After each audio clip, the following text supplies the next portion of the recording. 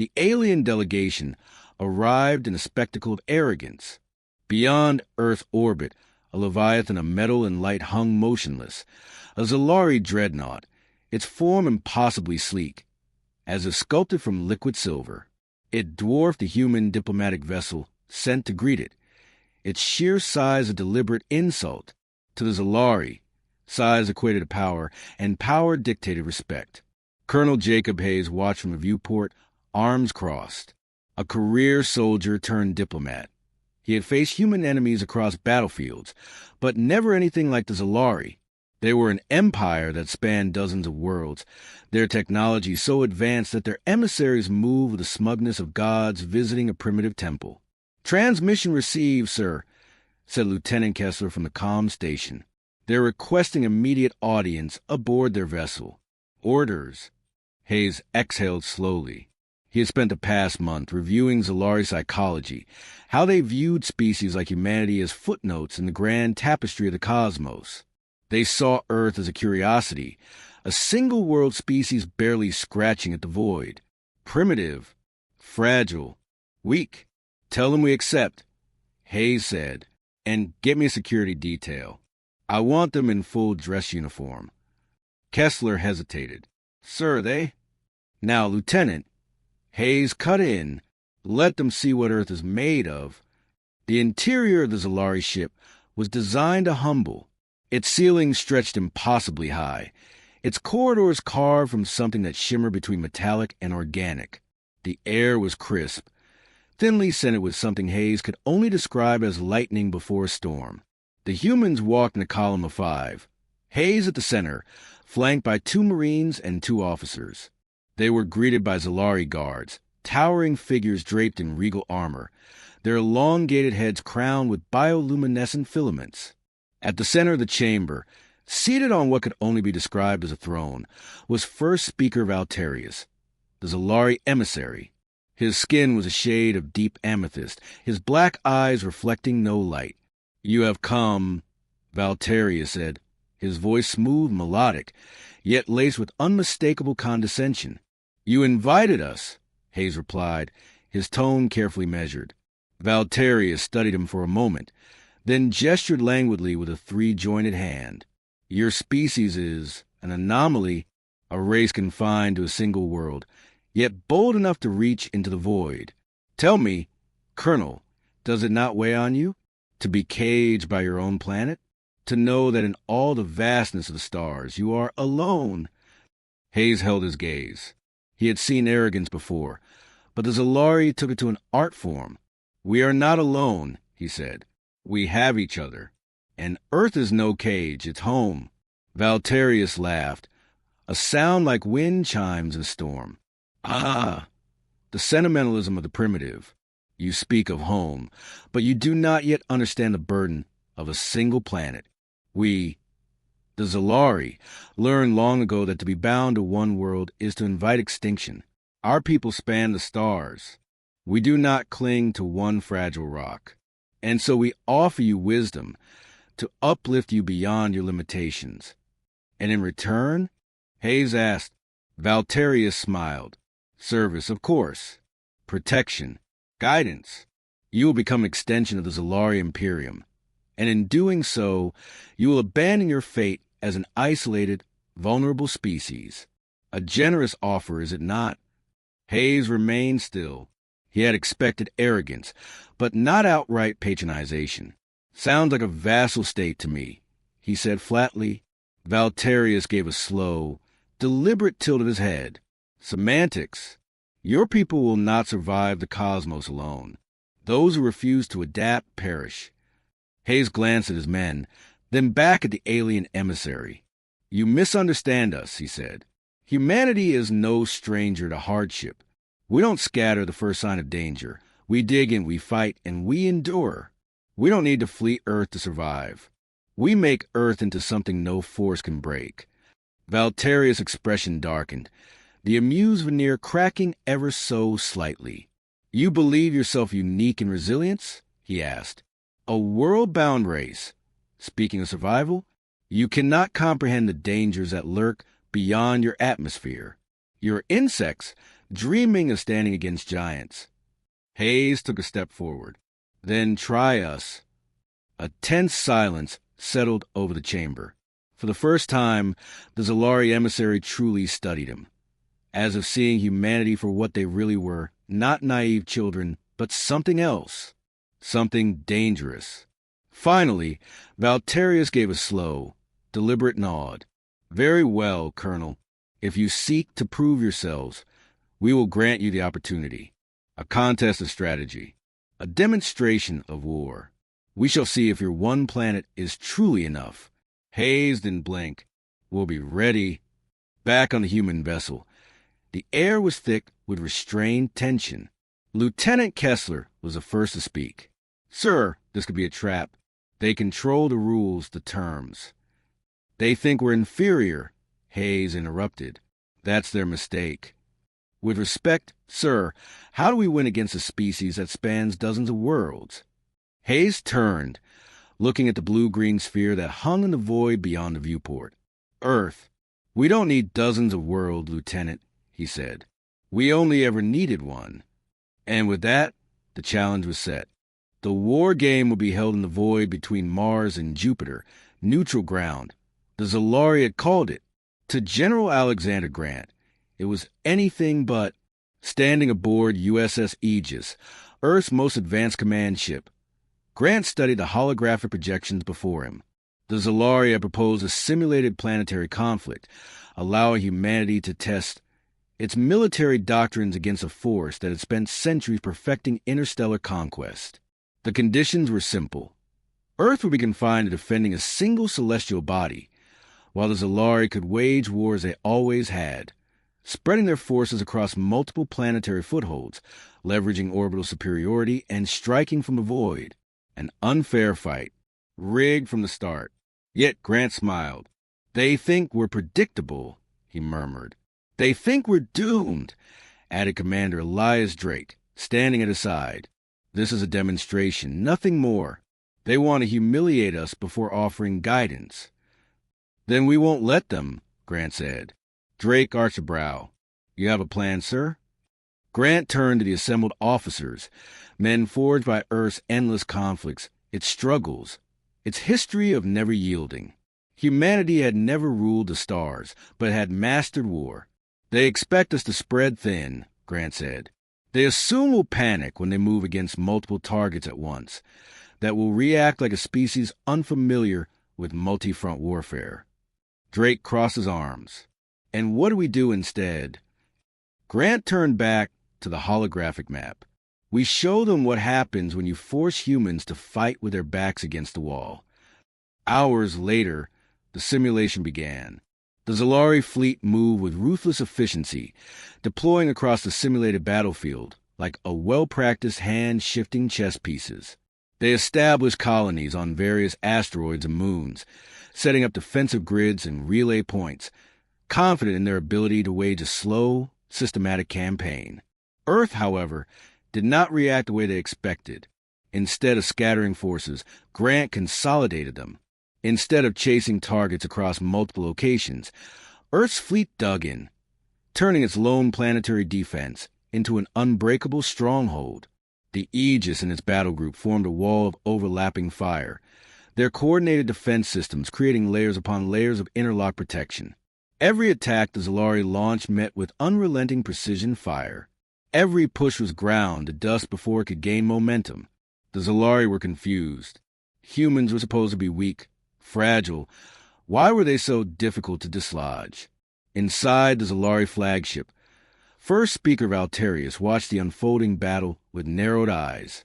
They fight as if they have nowhere to retreat, observed one of his strategists. Valterius' gaze flicked toward the simulation's projected statistics. He had expected humanity's forces to deplete rapidly, overwhelmed by the need to protect multiple fronts. Yet their casualties were low, far lower than projected. They were forcing the Zalari into a war of attrition. They are not simply defending, Valterius realized aloud. They are baiting us. And then the trap snapped shut. As the Zalari concentrated more forces into breaking Earth's defenses, they unwittingly thinned their own lines. The human fleet, until now playing the defensive, suddenly launched a counteroffensive. Strike groups emerged from hidden positions, cutting through Zalari supply routes and severing critical relay points. The very network strategy that the Zalari relied upon collapsed, their forces now isolated, scattered. Exactly what they had assumed would happen to humanity. Panic rippled through the alien fleet. They were supposed to buckle. One Zalari officer hissed. Not. They are not playing by our rules, Valterius said coldly, because humans did not fight like conquerors. They fought like survivors. And for the first time in centuries, the Zalari realized they might have made a mistake. Aboard the Aegis, the atmosphere was electric. Commander Drake grinned as he studied the battle map. They're scrambling. They don't know how to recover from a position of weakness, Grant said. They're used to being in control. The irony was almost laughable. The Zalari had spread themselves across the battlefield, believing their multi-front advantage would overwhelm humanity.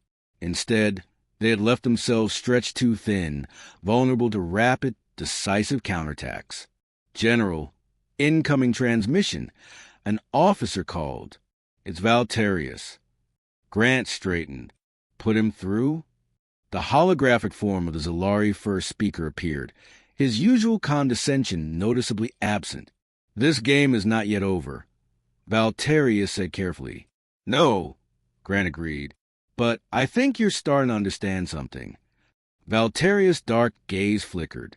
This war doctrine of yours, it is unnatural. Grant smirked. Because it's not about expanding, about conquering. It's about making sure we never have to. A pause. Then Valterius said, We underestimated you.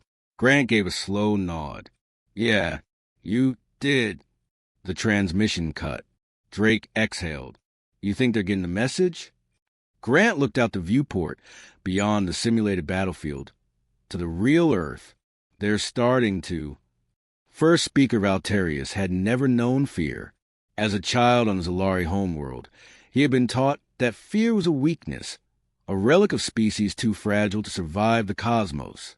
The Zalari had conquered that fear long ago, spreading across the stars, ensuring that no singular catastrophe could erase them.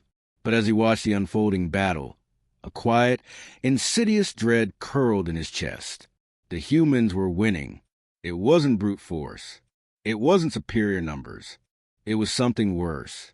They had adapted. Aboard the USS Aegis, General Alexander Grant saw it too. The Zalari's entire doctrine, spread, conquer, fortify, was failing against an opponent that refused to fight by their rules. The human fleet, vastly outnumbered at the start, had turned Earth into an impenetrable fortress. Every attempt to break the defense had been met with brutal counterattacks, and now the Zalari were unraveling.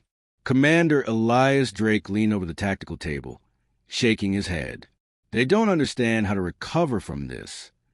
They've never needed to, Grant said. They've never had to fight from a position of desperation. We have. Earth's history was written in blood. Humanity had clawed its way through world wars, nuclear tensions, and existential threats long before it ever reached the stars. They didn't fight to expand, they fought to survive. And that made them the worst kind of enemy. On the Zalari command ship, Valterius struggled to maintain composure as his officers flooded him with reports. Our forward positions have collapsed. Human strike teams cut through our logistics before we could reinforce. They are exploiting weaknesses faster than we can adjust. Their fleet movements are unpredictable. They don't adhere to standard planetary defense patterns. Valterius clenched his jaw.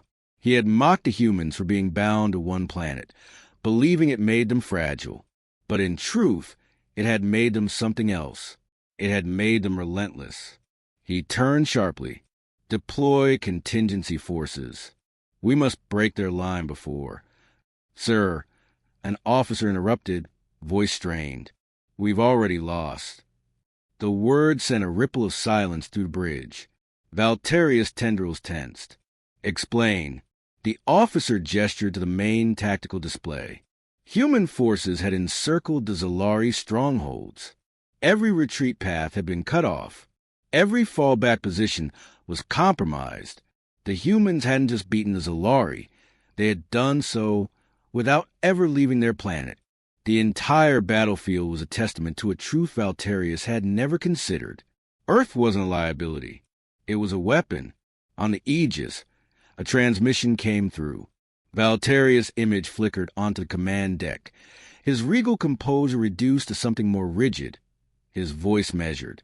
"This contest was meant to be a demonstration," he said slowly. "And it has been." Grant stepped forward, arms crossed. "Agreed." Valterius studied him for a long moment. "You do not fight as others do." "No," Grant admitted. "We don't."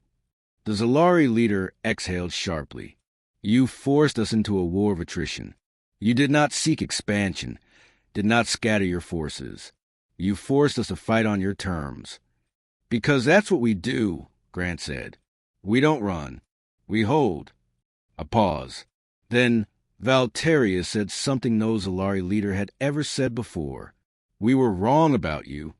The transmission cut, leaving only silence. Commander Drake whistled. "That's a first." Grant said nothing, his gaze fixed on the now empty space where the Zalari ships once stood. They had come to mock Earth. Now they feared it, and the war game had proven one thing above all else. Humanity didn't need the stars to be powerful. One planet was all they ever needed. The Zalari fleet withdrew in silence. There was no bluster, no parting threat. Only the cold, undeniable truth that had settled over their command like a burial shroud. They had come expecting an easy demonstration of superiority, a display of their vast interstellar empire against a species still bound to a single world. Instead, they had been humbled. First Speaker Valterius stood at the viewport of his dreadnought, watching Earth shrink as the ship pulled away from its orbit. It was a beautiful world, he had to admit, a fragile blue sphere wrapped in swirling clouds, seemingly defenseless against the vastness of space. But now he knew better.